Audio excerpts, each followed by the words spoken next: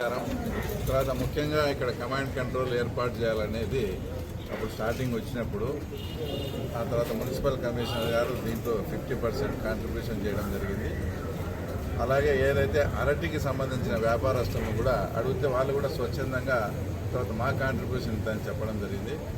అలాగే ఇక్కడైతే ఎవరైతే వైన్స్ సంబంధంగా ఎవరైనా వ్యాపారస్తులు ఉంటే ఆ తర్వాత వాళ్ళ కాంట్రిబ్యూషను, ఆ తర్వాత అలాగే ఇప్పుడు మెయిన్ రోడ్లో ఉండే వ్యాపారస్తులు కూడా వాళ్ళకు తోచిన విధంగా అంటే 50,000 కానీ ₹1,00,000 ఇప్పుడు అయ్యప్ప సొసైటీ అలాంటి వాళ్ళు, తర్వాత ట్రావెల్స్కు సంబంధించిన వాళ్ళు కూడా తర్వాత ఇందులో ఉంది. అంటే అందరి ఉద్దేశం ఏంటంటే ఒక పులివెందులను ఒక సురక్షితమైన ప్రాంతంగా ఉంచాలి, ఎక్కడ కానీ బాగా క్రైమ్ రేట్ తగ్గించాలి.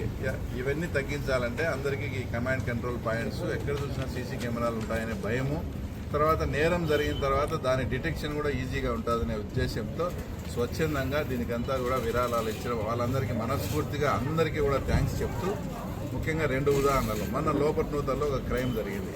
4 ఏళ్ళ అమ్మాయిని అతి కిరాతకంగా ఒక ఆమె లేడీ ఎవరు ఊహించని పరిస్థితుల్లో చంపితే దానికన్నా ముందు వాళ్ళిద్దరూ గొడవ పడుతున్నారని వాళ్ళ ఇంట్లో సీసీ కెమెరాలు పోలీసు వాళ్ళే పెట్టించారు. అంటే మీరు ఏం గొడవ జరిగినా కూడా ఒకరికొకరు తెలిసిపోతారని ఆ సీసీ కెమెరాల ఆధారంగానే ఎవరైతే హత్య చేశారో ఆమె రెడీ హ్యాండెడ్గా పట్టుకోవడం జరిగింది. తర్వాత నిన్న ఒక థెఫ్ట్ జరిగితే అంటే ఆర్టీసీ బస్ స్టాప్లో ఒకతను బస్సు ఎక్కిపోతా అక్కడ తన 2 వీలర్ బైక్ నుంచితే ఆ బైక్ మిస్ అయితే అది కూడా 24 అవర్స్లో చేంజ్ చేయగలిగినారు. ఈ మధ్య మీరు కూడా చూస్తాను, స్టేట్ వైడ్ ఒక అమ్మాయి 20 డేస్ మిస్ అయింది, ఇప్పటికి కూడా కనపరాలేదు. అంటే ఇలాంటి సంఘటనలు పునరావృతం కాకుండా మన పులివెందులను మంచి సురక్షితమైన ప్రాంతంగా ఉంచాలనే ఉద్దేశంతో ఈ మంచి ఉద్దేశంతో ఈ సహకరించిన వాళ్లకు తర్వాత అందరికీ కూడా ఇంకోటి మీరు లా అండ్ ఆర్డర్ కూడా గమనించండి. 2 సిన్సియర్ ఆఫీసర్లు వచ్చిన తర్వాత చాలా కూడా క్రైమ్ రేట్ కూడా బాగా తగ్గింది. ఎక్కడ ఫ్యాక్షన్ పరంగా మర్డర్స్ కానీ ఇంకోటి కానీ లేవు. ఏదైనా చిన్న ఇమ్మీడియట్గా తర్వాత డిఐజీ గారు కానీ ఎస్పీ గారు కానీ రాజకీయాలకు అతీతంగా ఏది అది ఉంటే అది ఇంప్లిమెంట్ చేసి లా అండ్ ఆర్డర్ ఇంప్లిమెంట్ చేయడంలో చాలా అద్భుతంగా పనిచేస్తున్నారు. కాబట్టి తర్వాత ఈ పోలీస్ శాఖ వారికి కూడా మీ అందరి తరఫున కూడా థ్యాంక్స్ చెప్తున్నాను. Thank you.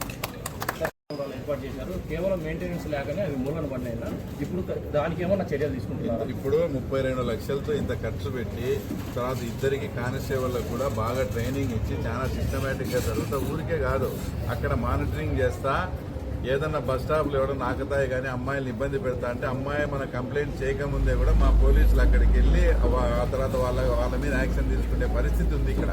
అంటే ఏదో నామకావాసి ఈరోజు సార్ వచ్చి ఓపెన్ చేసినాడు పోయినాడని కాదు.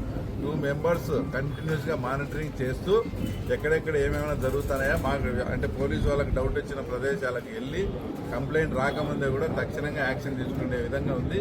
ఇది మెయింటెనెన్స్ లేకపోతే మీరు అన్నట్టు అది ఆ సిస్టమే ఇదవుతుంది. అద్భుతంగా మెయింటైన్ చేస్తూ ఇందాక మీరు అడిగినట్టు ఇంకా 34 కెమెరాలు కూడా కావాలంటారు. ఇంకో విషయం ఏంటంటే ఇదంతా కూడా పులివెందుల ప్రాంత ప్రజలు చూసి కొన్ని కాలనీ వాళ్ళు ఉదాహరణకు మైత్రి లేఅవుట్ వాళ్ళు వచ్చి మా సొంత డబ్బుతో మేమే బిగించుకుంటాము, మాకు దీన్ని అనుసంధానం చేయండి అని తర్వాత వచ్చి అడుగుతున్నారు ఒక 4-5 కాలనీస్ వాళ్ళు కూడా. కాబట్టి ఇది పోను మంచి ఇదే అయిపోయి పులివెందులలో ప్రజలు ఏ చిన్న క్రైమ్ జరిగినా కూడా ఇమ్మీడియట్గా పోలీసులు వచ్చి పట్టుకుంటారనే భయం ఉంటుంది. కాబట్టి ఇక్కడ క్రైమ్ రేటు పూర్తిగా శాశ్వతంగా తగ్గాలనే మంచి ఉద్దేశంతో చేసింది. దీన్ని మూలన పడేసే పరిస్థితి కాదు. ఇక్కడ ఎవరైనా చిల్లరగా ఉండే వాళ్ళు గతంలో ఏదైనా చిన్నవి చేసి ఇట్లా వాళ్ళకు కూడా ఒక హెచ్చరిక ఇస్తున్నాం. దయచేసి అలాంటి వాటి జోలికి పోతే మటుకు కఠిన చర్యలు ఉంటాయి.